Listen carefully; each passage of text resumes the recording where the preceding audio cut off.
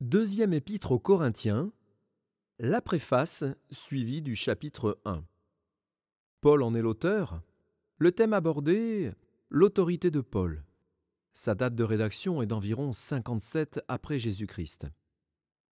La deuxième épître aux Corinthiens fut écrite moins d'1 an après la première, tant le fardeau spirituel de l'apôtre était grand. Car, en plus des problèmes dont l'apôtre avait eu à s'occuper dans sa première lettre, une vague de méfiance à son égard déferlait sur l'Église de Corinthe. Les uns ne le croyaient pas sincère, d'autres mettaient en doute son autorité apostolique. Aussi, Paul se défend-il en montrant à l'Église l'éclatante évidence de sa sincérité de serviteur de Dieu. Voilà pourquoi cette épître revêt un caractère personnel qui en fait une sorte d'autobiographie. On trouve donc ici une accumulation inhabituelle de mots exprimant une souffrance de cœur, d'esprit et de corps. Les soucis, la tristesse, l'affliction, l'angoisse, la détresse, la souffrance, les larmes, les jeûnes, la faiblesse, la peine, les travaux, les périls, les coups et les persécutions. Mais d'autre part, les termes entre guillemets consolation et consoler se rencontrent plus souvent que dans les autres écrits de Paul. De surcroît, les expressions de joie et de triomphe apparaissent fréquemment. Aucun autre chrétien n'a pu énumérer autant de souffrances et d'exploits le concernant que ceux mentionnés dans la deuxième épître aux Corinthiens, des chapitres 10 à 12. L'épître peut être divisée ainsi. L'introduction, les principes de base du ministère de Paul, la collecte en faveur des pauvres de Jérusalem, et Paul qui défend son autorité apostolique. Puis la conclusion. Deuxième épître aux Corinthiens, chapitre 1.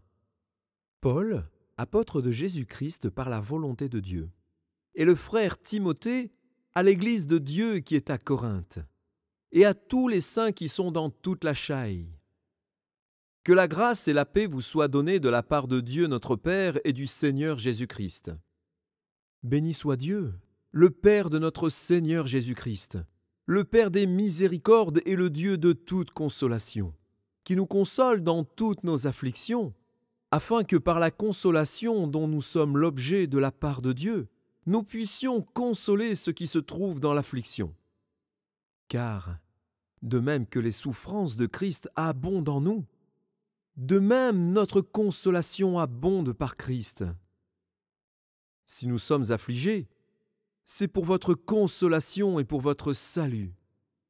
Si nous sommes consolés, c'est pour votre consolation qui se réalise par la patience à supporter les mêmes souffrances que nous endurons. Et notre espérance à votre égard est ferme, parce que nous savons que, si vous avez part aux souffrances, vous avez part aussi à la consolation.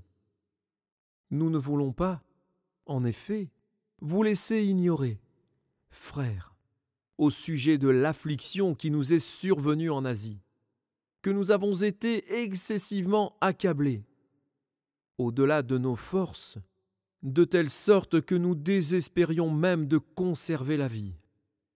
Et nous regardions comme certains notre arrêt de mort, afin de ne pas placer notre confiance en nous-mêmes, mais de la placer en Dieu qui ressuscite les morts. C'est lui qui nous a délivrés et qui nous délivrera d'une telle mort. Lui de qui nous espérons qu'il nous délivrera encore. Vous nous assistez vous-même de vos prières, afin que la grâce obtenue pour nous par plusieurs soit pour plusieurs une occasion de rendre grâce à notre sujet. Car ce qui fait notre gloire, c'est ce témoignage de notre conscience, que nous nous sommes conduits dans le monde, et surtout à votre égard, avec sainteté et pureté devant Dieu, non point avec une sagesse charnelle, mais avec la grâce de Dieu. Nous ne vous écrivons pas autre chose que ce que vous lisez, et vous-même le reconnaissez. Et j'espère que vous le reconnaîtrez jusqu'à la fin, comme vous avez déjà reconnu en partie que nous sommes votre gloire, de même que vous serez aussi la nôtre au jour du Seigneur Jésus. Dans cette persuasion, je voulais aller d'abord vers vous, afin que vous ayez une seconde faveur. Je voulais passer chez vous pour me rendre en Macédoine, puis revenir de la Macédoine chez vous, et vous m'auriez fait accompagner en Judée. Est-ce que, en voulant cela, j'ai donc usé de légèreté?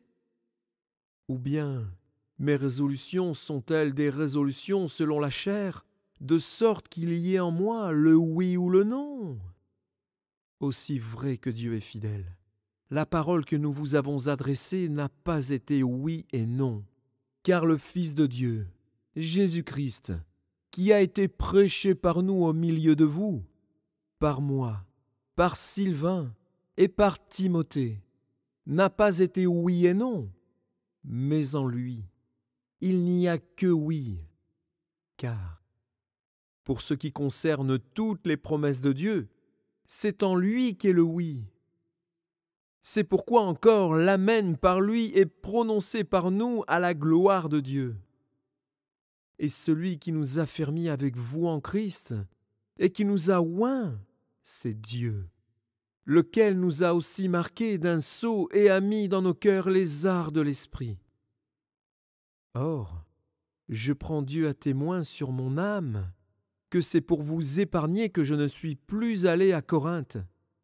Non pas que nous dominions sur votre foi, mais nous contribuons à votre joie, car vous êtes fermes dans la foi.